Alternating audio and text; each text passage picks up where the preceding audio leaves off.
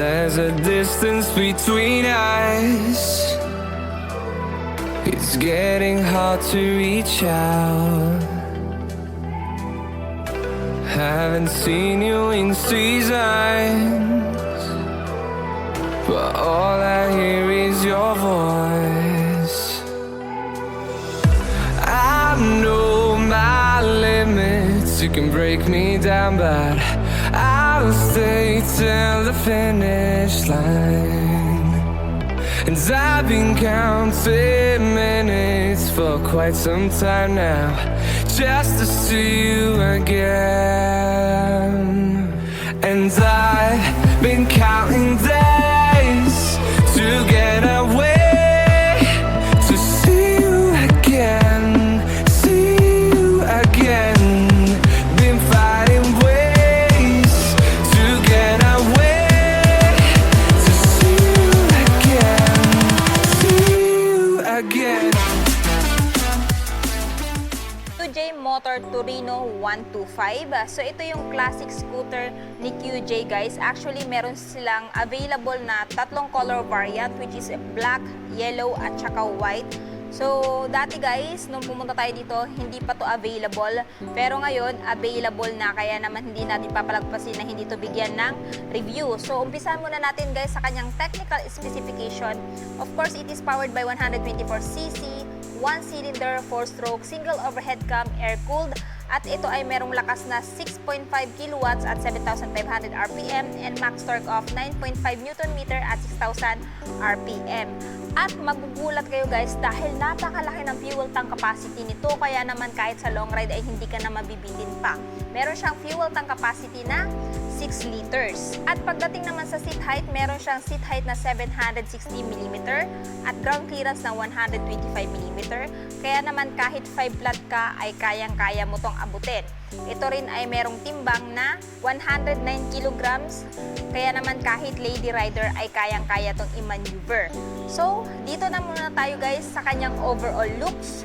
So, meron siyang color dito guys na ayan, tatlong ang kulay yung nabanggit ko kanina, white, yellow, at saka black. At kung mapapansin nyo, wala kayong makikitang decals dito or sticker, kundi yung emblem lamang niya na QJ Motor, which is yung brand niya. At pagdating dito, yung pangalan niya na Torino, o diba? Minsan ka lang makakita ng emblem na pangalan na ganito yung font. So, classic na classic. Actually, itong motor na to guys, ay tinatawag nila na classic dahil nga dito sa kanyang itsura. Pero para saan, modern na din dahil naka-LED na po yung headlight niya. Tapos yung turn signal niya is naka-LED na din. At talagang napaka-attractive niya sa personal, ano. So, pag halimbawa ito ay ginamit mo sa kalsada, mapapalingon yung mga kasabayan mo. Kasi akalain nilang 1980s or 1990s ng motor na to dahil nga sa itsura niya. So, ayan guys, dito sa front muna tayo. LED headlight, ito po yung itsura niya. Tapos meron na ding pride of ownership, may nakalagay na QJ Motor. Tapos sa mga levers, silver. At wala naman kayong makikita dito ng iba pang accessories, yun lang naman. Hindi nila nalagay yung kanyang side mirror. So pagdating dito, yung emblem na QJ Motor, yung LED turn signal niya nandyan. Tapos dito, mapapansin nyo guys, meron siyang design dito, ayan. Parang naka-engrave na lining, tapos bilog. Tapos pagdating sa front fender, ayan guys, napakaganda. Tsaka napakaganda din ng paint job guys. And talagang pulido yung pagkakagawa. Para siyang, yung color niya guys, yung color ng Minions, diba, yellow. Ganun yung pagkaka-yellow niya para sa akin, which is nagpapadagdag sa forma nitong motor na to, no? Next, pagdating dito, telescopic yung ginamit, suspension sa front. And kung mapapansin nyo guys, kakaiba yung cast wheel niya, no, kumpara doon sa mga na-review na nating mga scooter. So yung cast wheel niya guys, para siya yung parang bahay ng kagamba, ganun yung design. Ano? And then sa braking system, single disc, dual path piston brake caliper. At ito ay merong front tire size guys na 100/90/12. Ayan. At kung sa mga nagtatanong anong brand ng tire niya, ito po ay CST. So, dito tayo. Sa side, ito yung itsura niya sa side guys. Napaka-plain lang po, minimalist lang din po yung datingan niya, no? Ito lang yung makikita mong emblem dito, yung pangalan niya. And pagdating dito sa dashboard, semi-analog at semi-digital. So, yung information meron dito, nandito yung speedometer. Of course, yung odometer niya guys is nandito sa digital instrument panel, pero hindi po natin makita kasi i-activate lang nila to pag once na purchase na. Pagdating sa mga buttons, meron siyang buttons dito guys na mapipindot, dalawa. Tapos nandito yung indicator niya ng high beam, low beam, check engine. I'm not sure kung ano to kasi hindi ko pa to nakikita eh. Tapos turn signal indicator, ayan. Pagdating naman sa handlebar, ang button at switches meron dito. Kill switch off, activated. Ayan, meron siyang hazard lamp switch. Tapos electric start. Check natin kung may kickstart pa ba. Wala na siyang kickstart guys. Sa kabila naman, nandito yung high beam, low beam, turn signal switch, tapos off, at saka yung kanyang horn.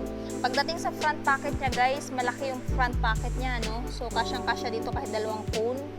Ayan. So, kahit classic yung design niya, meron na siyang built-in charging port na kung saan pwede kang mag-charge habang naglo-long ride ka. Dahil gamit na gamit yan guys, lalong-lalo na kung maglo-long ride kayo.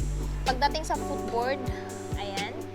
Malaki na yung footboard niya guys. Marami na kayong mailalagay dito kung ito yung gagamitin nyo papuntang mall or mamalengke. Ayan. Para sa akin, goods na ganyan yung footboard niya. Malaki na. And napansin ko guys, meron din siyang hook dito na pwede mo paglagyan ng mga pinamili mo. No? And dito sa side, ito po yung itsura ng apakan ng angkas. O, diba? Napaka-premium. Yung cooling system niya guys is air-cooled pa rin. Ayan. Tapos sa tambucho, classic din yung design. May guard siya para maprotektahan yung legs mo or legs ng angkas mo. Metal po siya. And pagdating naman dito, sa tire size sa likod is 110 by 90 by 12. Anyway guys, ang tire niya pala both front and rear wheel is tubeless na. So meaning pag mapako, hindi basta-basta magpa-flat. So yun yung advantage na naka-tubeless yung isang gulong. Tapos yung brand pa rin sa likod is CST. Pagdating naman dito sa tail, ito po yung itsura ng tail niya. Naka-LED na din yung tail. Turn signal is naka-LED na din. Tapos naka-reflectorize na din for added visibility during your night ride. At saka meron din siyang tapaludo dito. Ayan, mahabang tapaludo.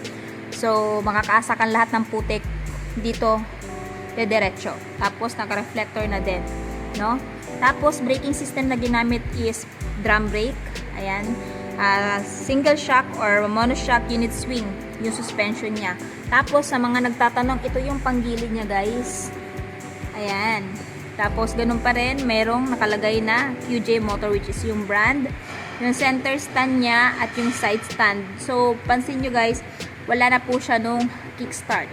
And pagdating naman dito guys, dito din ako namangha sa kanyang seat cushion.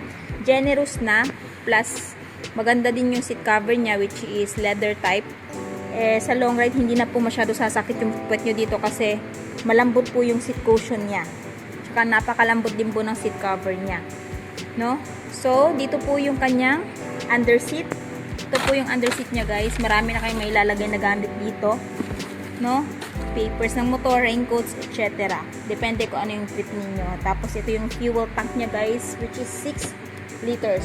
So ngayon lang ako naka-encounter ng isang scooter na 125cc na 6 liters, no? Usually nasa mga 5 liters yung nare-review ko before, pero ito 6 liters. And isa din to sa selling point nitong si QJ Motor Torino. Ayan. So ito po yung side niya na view. At ito naman yung sa front.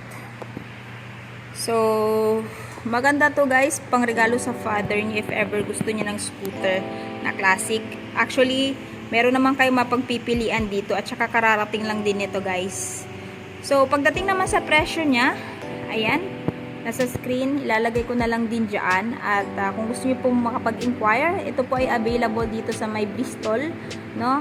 Sa Davao, malapit lang po siya sa SM Lanang. So, ilalagay ko na lang po yung full address sa screen at saka sa description box para po makapunta kayo dito at makapag-inquire kayo dito sa mga motor ni Bristol. You know.